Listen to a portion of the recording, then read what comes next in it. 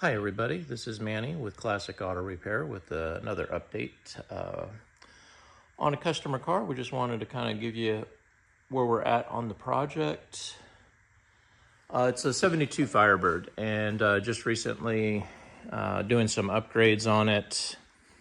About wrapped up inside of the car, put a new Dakota Dash gauge pack in here with the upgraded fuel gauge over the base model. So now there are gauges up here instead of warning lights.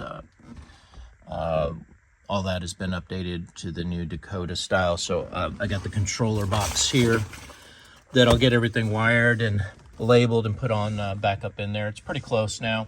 Wrapping up the air conditioning install. This has the old air system, the Hurricane, and it's the top of the line system that gets air conditioning, heat, and defrost. Be putting in all new ducting up under the dash.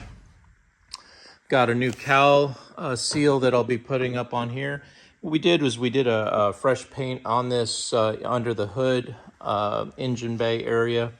And as you can see, it looks really good, really freshened up the car. Not only up under the hood where it was dirty and kind of looking old and crusty, but also the inner fenders up on the front radiator support area and the back firewall.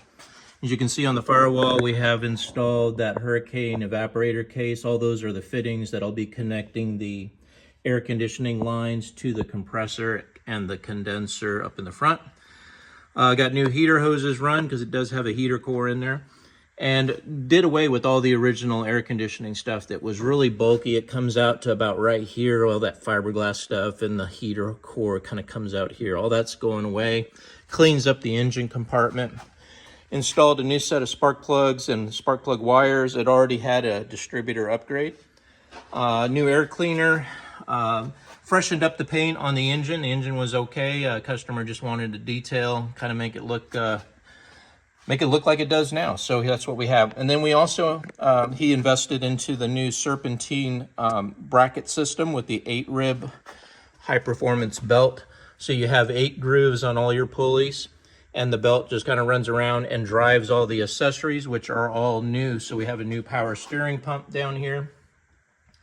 We have a new alternator, 1-wire, that puts out the amperage you need for all this aftermarket things like air conditionings and stereos, electric fans for the radiator and things like that. We got a new compressor. It's a stand-in compressor, which is going to put a low drag on the system. New water pump pulley, harmonic or crankshaft pulley down there at the bottom, and then you got all your tensioners there as well. It's going to get new radiator hoses. While we're in here, we're freshening up things that we know might fail in the near future, so we went ahead and upgraded those items. We cleaned steel wool and polished the valve covers, left them on the car, so those were painted on the car, or not painted, but cleaned and detailed. And the engine was painted, obviously, in the car. We did not remove that. We're going to be putting a new radiator in it. It's got a, let me go show you what the radiator looks like. Got a 42 Jeep in here with a 265 Chevy V8 engine that I did some work on, kind of upgrading, making it to where it's reliable, safe to drive, putting in shoulder belts, some lap belts in the back, and it's getting a new gauge pack, replacing all those old,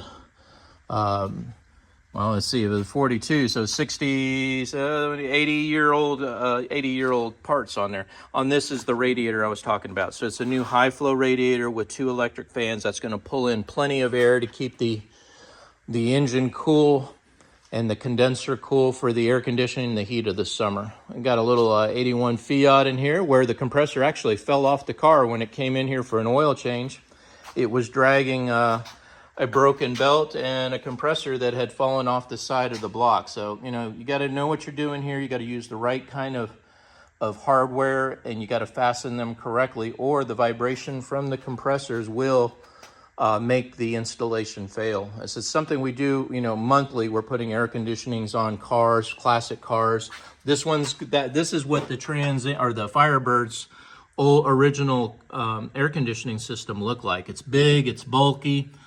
This is a 77 Camaro, and everything's coming out of this as well, and getting the air conditioning upgrade on this car. We've already done mechanical work on this to get it safe and reliable. Now we're going to do some upgrades on it, like adding that air conditioning and heat system on it. So these are just a couple cars we have in the shop. Just kind of wanted to kind of show you where we're at on this project, as well as a few of the other cars in here. We have several coming in. I have a 57 Cadillac that's coming in for some window work. Motor won't go up and down.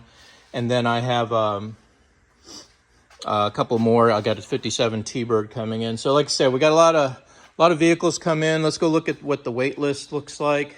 Right now we're running about 60 to 90 days out on customers, for new customers, which right here, these are the vehicles that we have in the shop. Everything from that Jeep, Fiat, the Cadillac, Firebird, the Camaro. Got another 67 Firebird out in the back that has just been inspected, and a 59 Apache up front that's getting, again, another safety and reliability, getting everything upgraded on it. And then my appointments coming in, again, another 20 or so cars waiting to get in the shop, everything from Eldorados to several Broncos. I got a 77 Bronco, a 68. I got a 70 coming in next week. 3 Broncos there that'll be in the shop. Very popular here, as well as the Mustangs. We get a lot of Mustangs, a lot of Corvettes that are going to be coming into the shop. So just kind of wanted to get you guys an update on what we're doing, and thanks for watching. Have a great day. This is Manny with Classic Auto Repair, kind of giving you an update on what we're doing here out in the shop.